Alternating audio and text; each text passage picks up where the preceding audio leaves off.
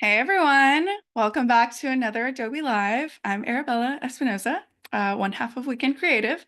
Thank you guys so much for being here. I'm so excited for this Photoshop Creative Challenge that we're about to embark on.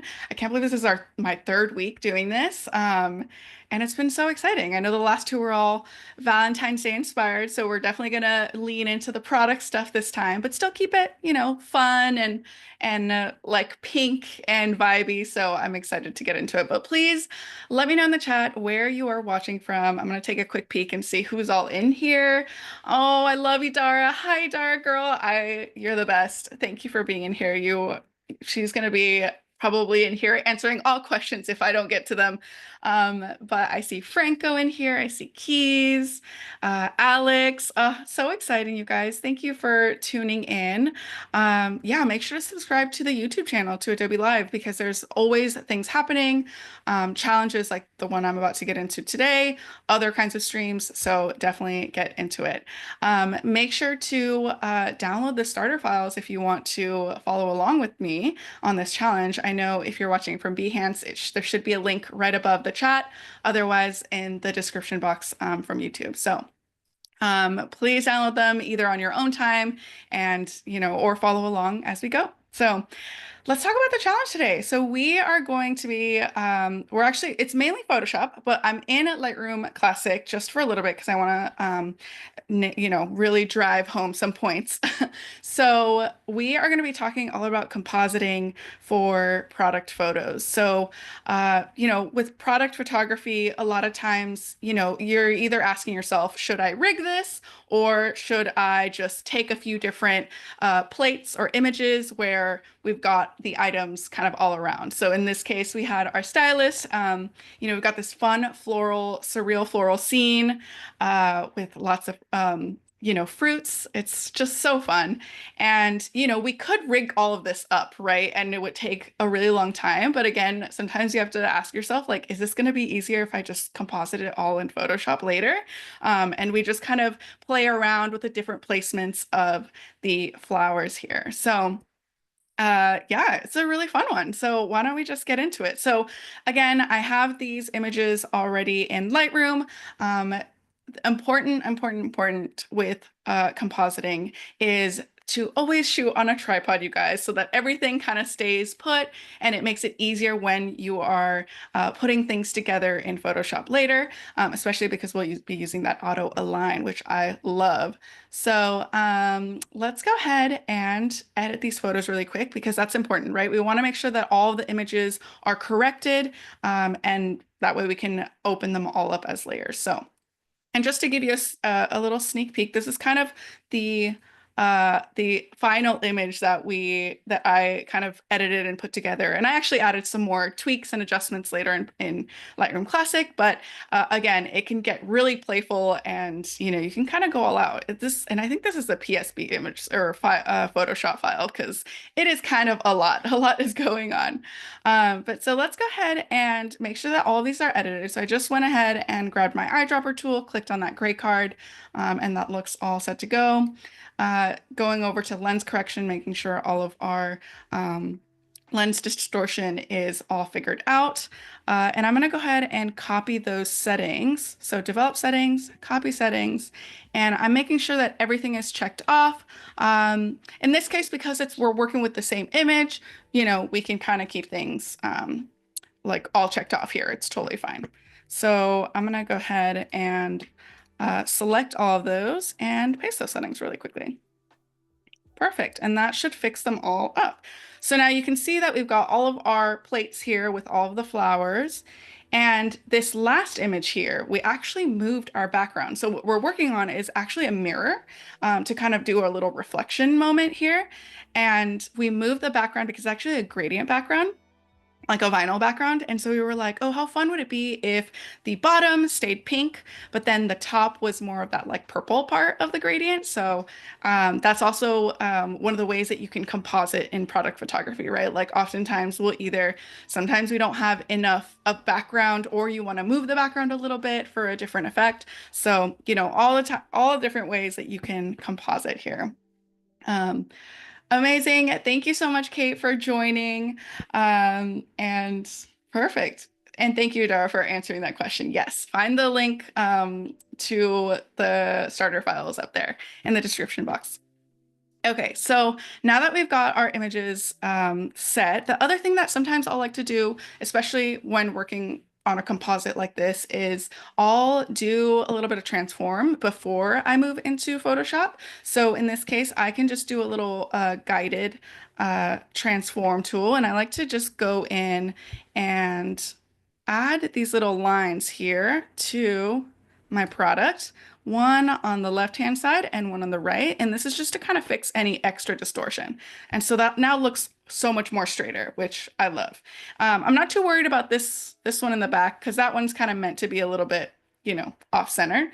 But now that looks great. So if we just turn that off, you can see now we've got it going right there. Perfect. Okay.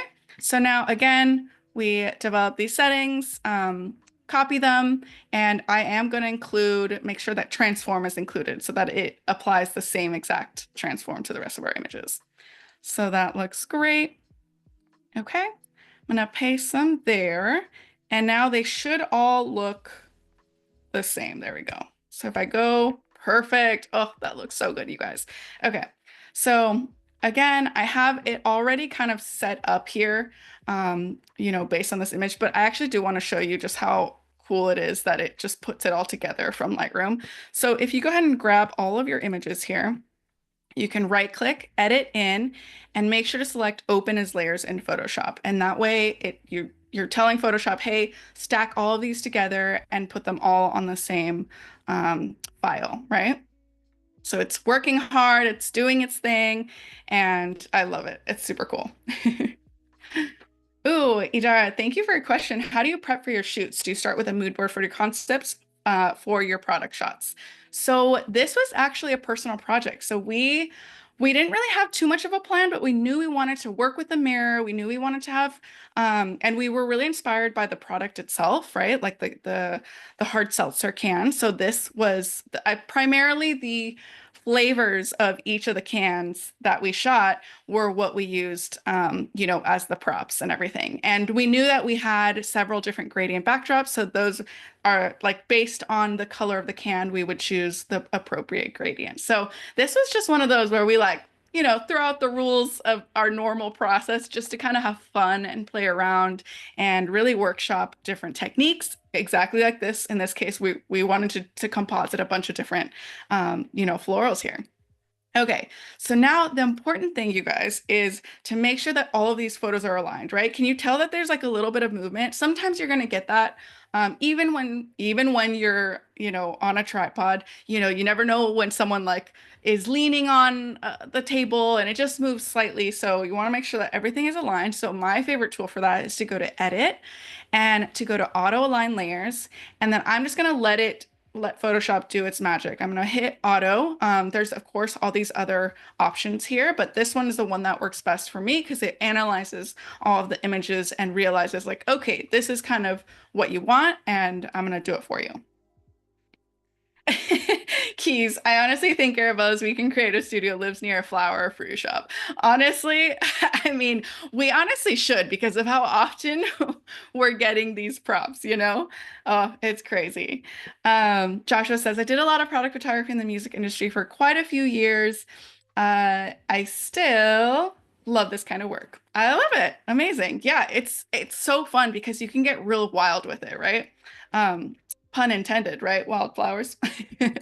Okay, so now let's take a look. So we've got all these images, right?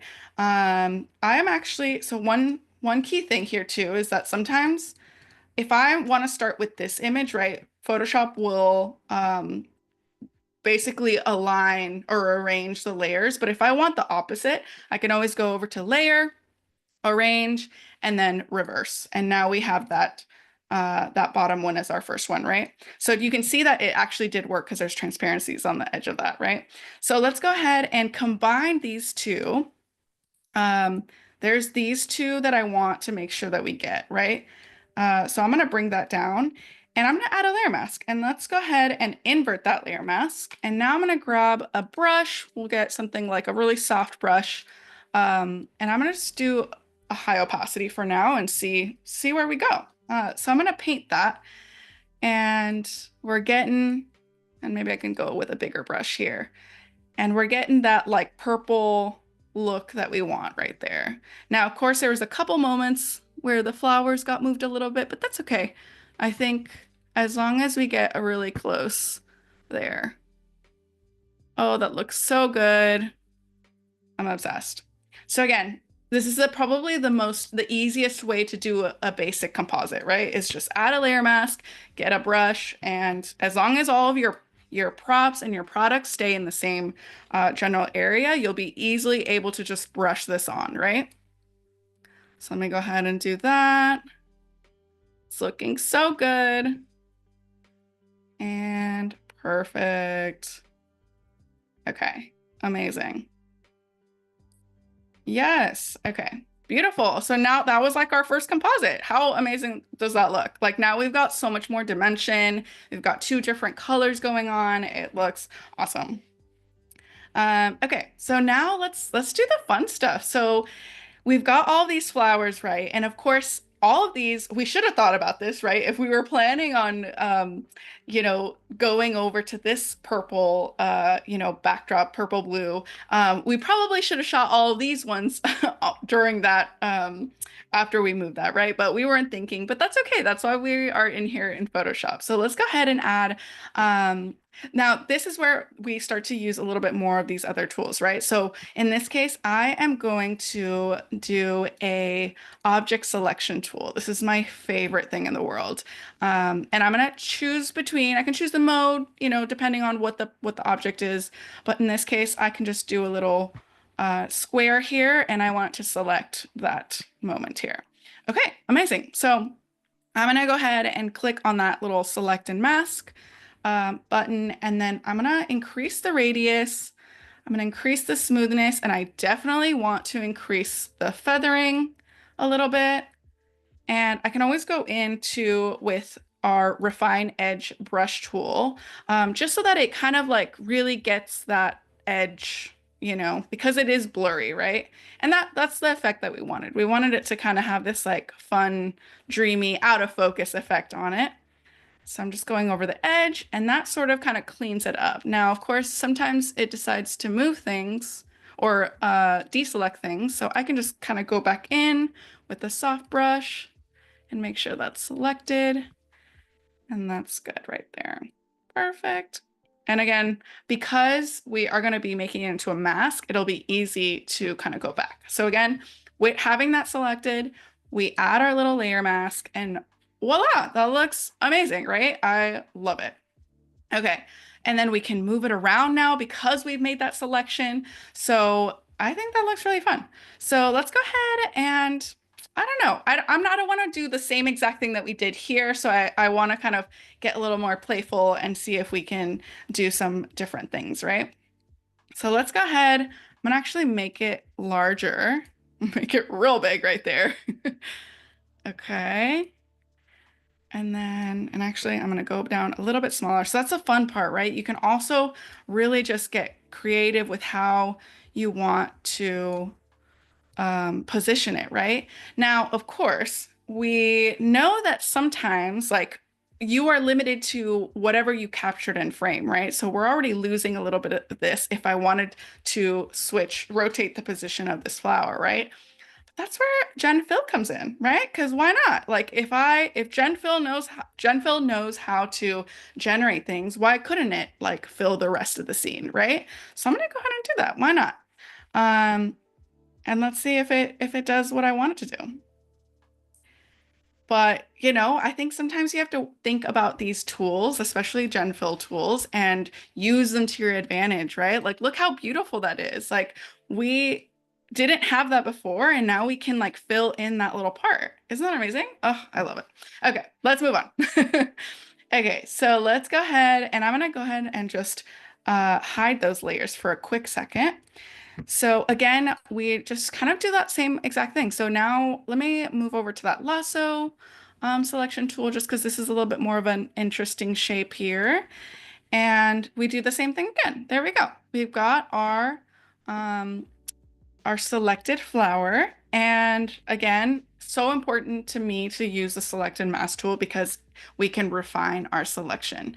So I'm going to smooth that a little bit.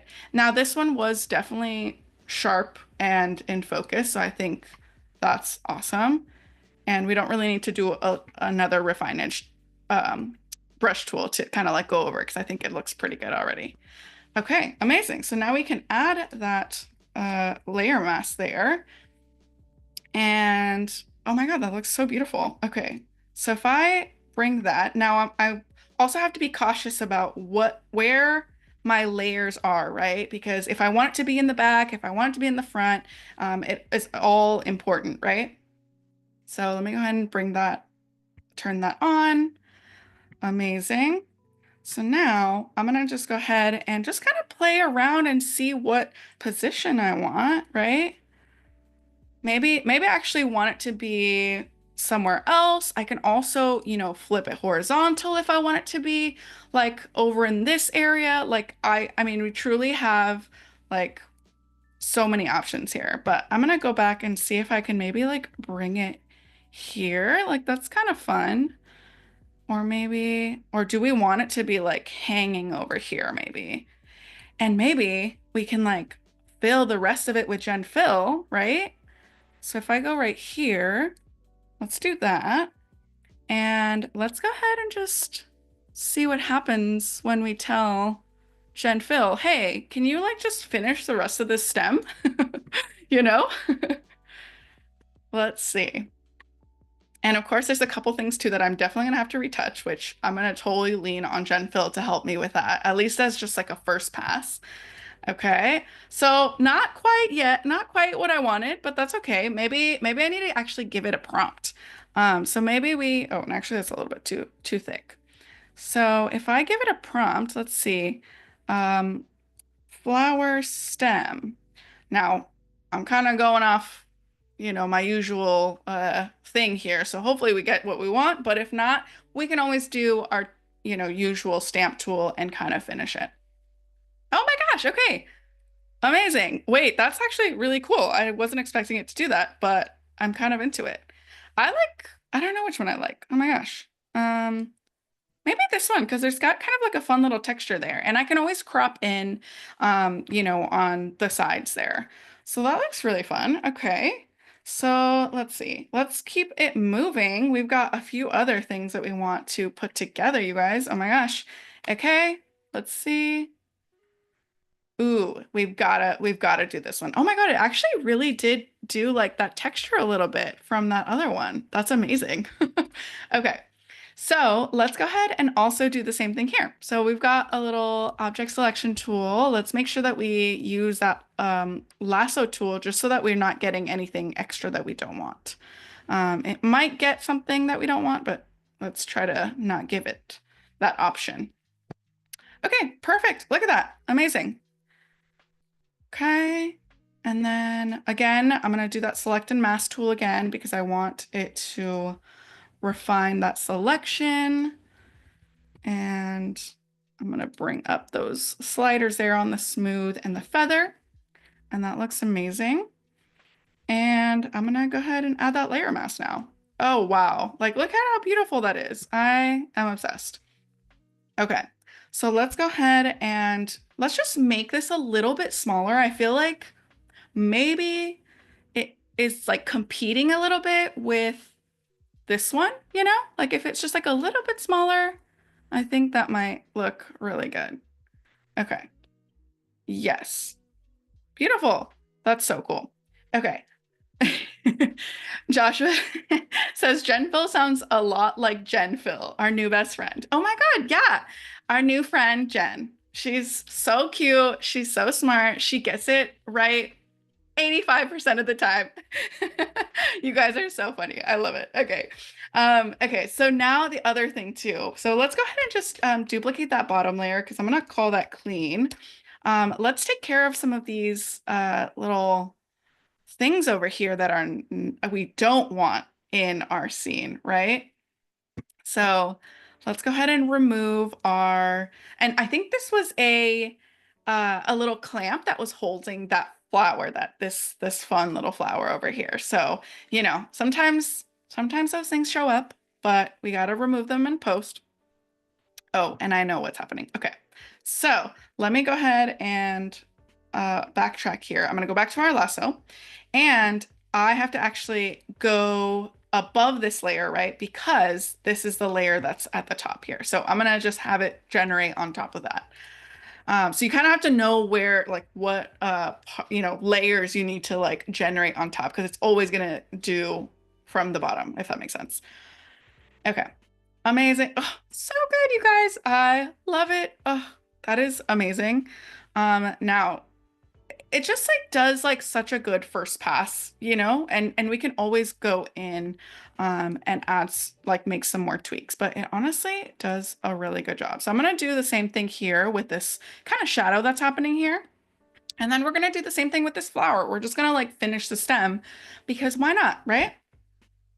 Now, another fun thing too that I like to do when I'm compositing. Oh my God, how did the time go by so fast already, you guys? That's insane. Okay, so let me speed through here. Okay, let's just finish this stem right here because we that doesn't look that needs to look complete. Okay, perfect. That looks amazing. Now, of course, if I had more time, because this definitely took me hours and hours and hours to put together and find the right like combination.